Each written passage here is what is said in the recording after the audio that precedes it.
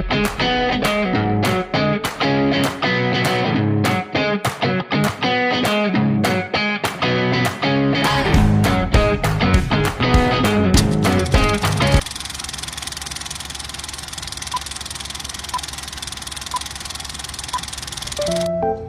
good day, good afternoon, good evening, and good morning, everyone.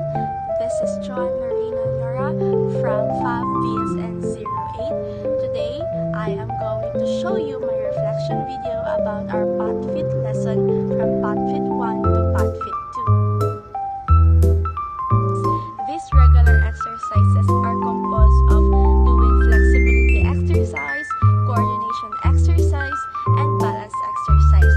This helped me realize how important it is for us to have a healthy living condition, how it's important for us to do physical activities, not every day, but as we go on day by day, we must also practice or we must learn these physical activities or this physical exercise, because I do believe that it does not just help our health status, but also our mental status.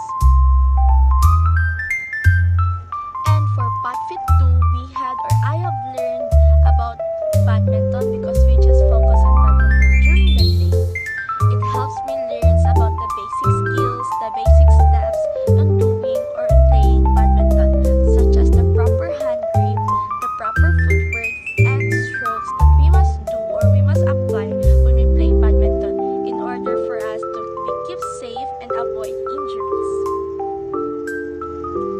And for PotFit 3, have lesson or tackled about volleyball. During those lessons, I have learned the different game officials such as the referee.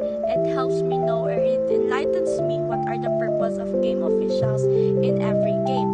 And also again, during the volleyball lesson, I have learned that there are important skills we must apply when we play.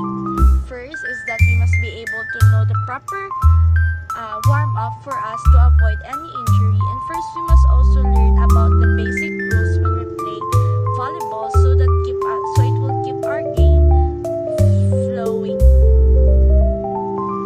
And I also have learned the rules in badminton that will help the game keep steady, smooth, and competition free.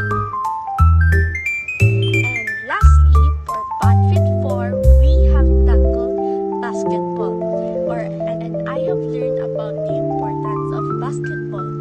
This helps improve our physical health, develop teamwork, and develop discipline. Also, this enhances our coordination, and this reduces the risk of our health status.